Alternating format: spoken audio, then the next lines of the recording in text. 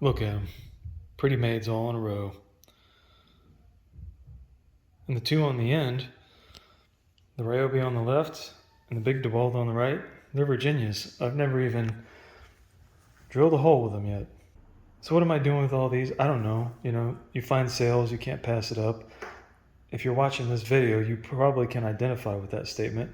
That being said, I don't need 5 hammer drills.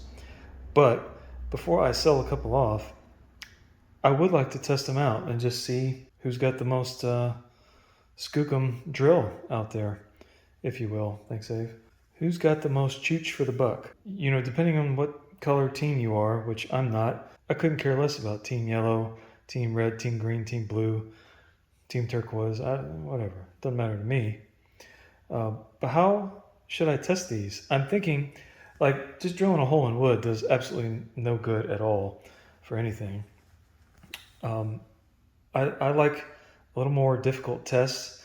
If you watched any of my reciprocating saw tests, you know, I'm cutting through old brake rotors. I don't take it easy on them because I want to see what they're made out of. I want to see if they can actually cut through it. Do they run out of juice? Do they destroy their own blades? Do they cannibalize that stuff? It happens on brands you wouldn't think that it does. So I'm thinking about drilling some holes into, I don't know, maybe some paving stones or something like that. Let's test out the hammer portion of these things. A little closer detail here. It's one of my newest scores here, the old Ryobi, and this is the P251 VN, and all of these are brushless now. Definitely got a whiny type of a motor, but it's Ryobi. You get what you get. This M18 I've had for a little while. This is not their big guy, but I've drilled a little bit with it. 2804-20. I always like the throttle response on Milwaukee's, and the sound of their motors. I dig. And then the old default here. I've used it a few times. DCD 796, not the big boy, but again hammer. Like I said, all these are hammer drills. Like the sound of those too. And then the Kobalt. And as much as I want to like Kobalt's brushless tools, I really don't a lot of times. The non-XTR version of this was extremely loud. And I don't give a freak if you think I have dainty ears or whatever. The non-XTR version of this drill was loud as hell. I have never used a drill that was that loud.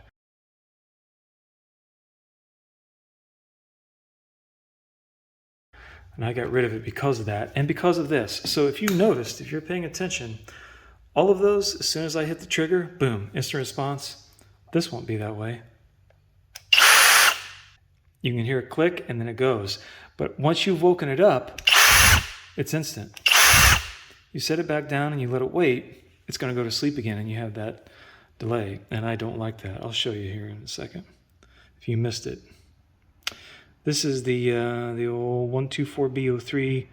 Well, actually, that's not the important part. The important part is before that, the KXHD 124B03.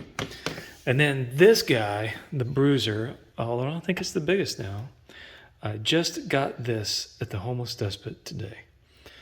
Totally excited. It was on clearance. Why? I don't know. 2 5AH batteries with a charger and the DCD 996. And I got it for $220. Pretty stoked about that. And I just threw my flex volt battery on here because it's what I had handy. But it makes a clunk. You tell me, is this normal?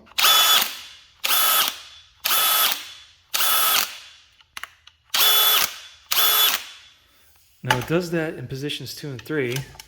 If we set it down on 1, it doesn't do that.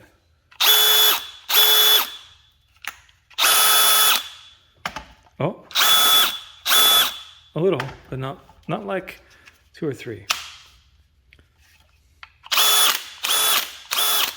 I don't know, maybe that's normal for that drill. I've not had that before. If you know, let me know. So I want to test them all, and I want it to be even, and I'm thinking drilling into something pretty hard is the way to do it. Who do I think is going to win?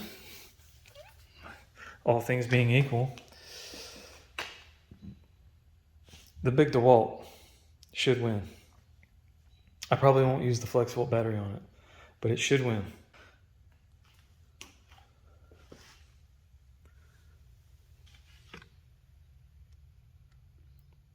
Don't be surprised if this crushes your dreams, Team Yellow. It's happened before. This probably be right up there, even though it's not the big boy, but we all know Milwaukee makes the stuff. There's no doubt about it. Even if you're not Team Red, whatever. The Kobalt, their stuff works pretty well. They pack a lot of power in there. Power for dollar is probably unmatched, right there with the Ryobi. Could be close. And then this guy, we won't count him out. So I can test them and we can see how fast they can drill a hole through a paving stone, and that's something. Doesn't tell you everything. How will they, withhold the test of time over repeated use? How well do they manage power on their batteries and all that stuff? I'm not Project Farm, okay? I don't have time or the capabilities to do those kind of tests that guy does. We all love that dude, but maybe I can do something on my own that might benefit, my few viewers. If you have any other ideas on how to test these, something you'd like to see, please don't tell me to drill a hole in wood. I'm not going to do it.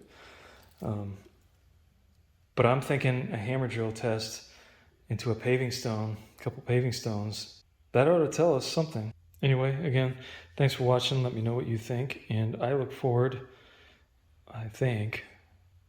to hearing your thoughts in the comments below. Oh yeah, one last thing, that Kobalt delay. Everything's been sitting here for a while. I'll show you. Instant. Instant. Instant. Not instant.